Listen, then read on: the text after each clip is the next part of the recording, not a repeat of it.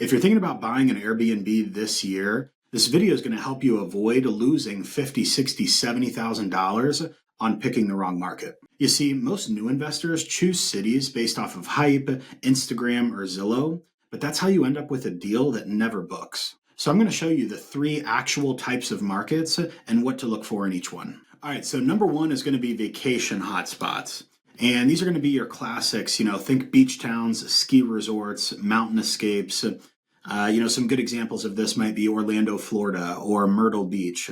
And things to look for is going to be year-round tourism. If you can find a place that is a vacation hotspot that's not just going to be for the summertime or the wintertime, that's going to help with your overall occupancy. Unique properties, think views, pools, hot tubs, and, really being able to stand out in these markets because they are going to be competitive. And then high nightly rates, these are going to be premium properties, especially during the peak season. So we want something that's going to be able to charge a lot of money because of those seasonality swings. We might need to drop our prices in the slower season in these types of markets.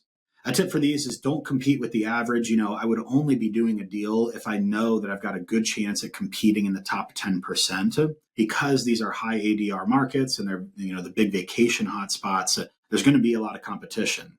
But if we can compete in the top 10%, those properties have really strong cash flow potential. All right, number two is going to be our urban markets.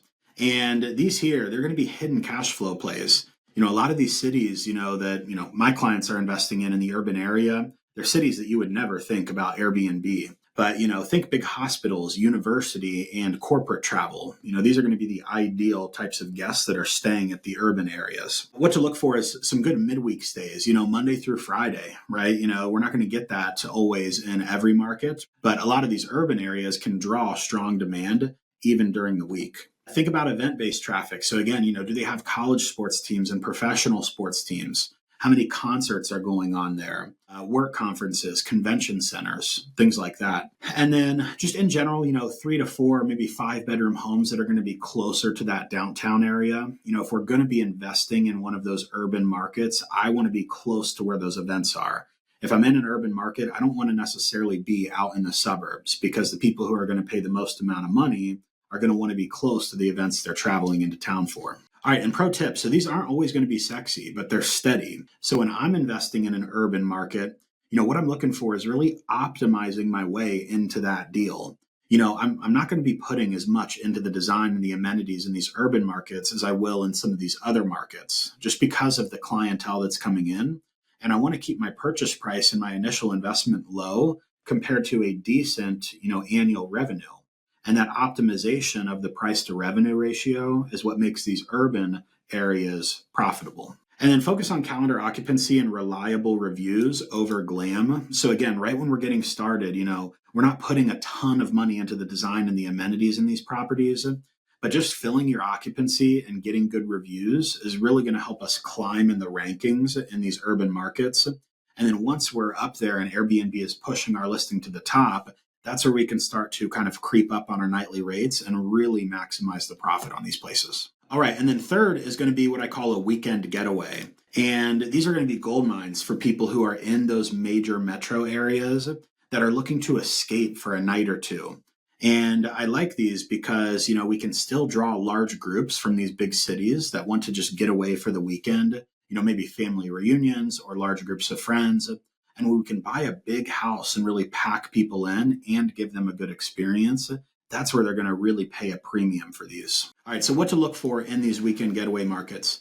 STR-friendly regulations are always important, but good to double check on these because unlike an urban market, you really don't have a backup plan for these weekend getaway destinations. They're never going to rent as a long-term rental, and a lot of times we're putting more into the initial investment to get them up and going. So we're going to lose money if we ended up having to sell that in a short period of time. So just confirming whatever city or township you're investing in is 100% on board with Airbnb long-term is a good idea. Experience first listings. So again, if we're, packing in people and hosting a large group in a big house, we really want to give them a lot to experience at the property. Especially because there's not going to be much else to do besides experience your home because, they're going to be further away from those metro areas. So we just did a crazy looking fire pit at my cabin and we put in a hiking trail because it's on 12 acres. And then privacy too. People want to get out here and not, be surrounded by neighbors, and they want to get out of the city. So when you're looking for properties, maybe look for something where you don't need 50 acres, but if you can find, a house that's right in the middle of that plot of land, it's going to help you with privacy and the surrounding neighbors there. And then located 1 to 4 hours from a major city, I wouldn't go any more than 4 hours. You do want to keep in mind we can get too rural, with a market to where you're not going to have access to quality team members. Let's say you have an HVAC problem or a plumbing leak or a roofing leak. We still want to be close enough to some type of city where we can call up a local contractor and get them out there in a reasonable amount of time.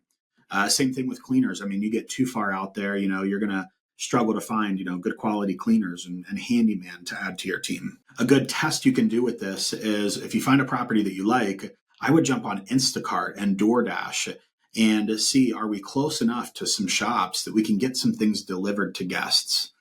Toilet paper, laundry detergent, extra towels, if they're in a pinch and your cleaners forgot something, can we, jump on and in 45 minutes get some stuff to the front door? If you don't have access to Instacart or DoorDash, that might be a sign that it could be too rural to find those quality team members. All right, and a pro tip with this, since we are a lot of times investing more into the design and the amenities, design this specific to your ideal guest avatar. So figure out in that exact market who's going to be paying the most amount of money. Is it family reunions? Is it going to be, friend retreats? Is it corporate retreats? And then once you figure out who's going to pay the most amount of money, every single thing you design and the amenities and what you implement into that home, you can be really intentional about who you want to see that and end up booking your property. All right, and that's going to make it really easy for those large groups to say yes, even when you're charging a premium. So at the end of the day, each one of these markets can work. You just need to find the right deal inside of one of these markets. But here's the thing. If you're trying to pick a market without any help, you're risking that entire deal and really your entire initial investment, $50, $60, $70,000. So that's exactly why I put together a list of the top markets that I would personally buy in this year. And I'll link it below. It's completely free. You can just click on that. It'll take you to a Google Doc where you can see the cities that I would personally invest in. And if you're serious about getting your first deal done the smart way, I'd also invite you to book a free deal planning call. I'll put that link in the description below. No pressure, but we will map out your first deal with you and share with you how we can help you source a deal and set everything up properly and hold your hand through the entire process. So if you're interested in learning more about that, just click the link below and go ahead and schedule that free deal planning call. And we look forward to connecting with you.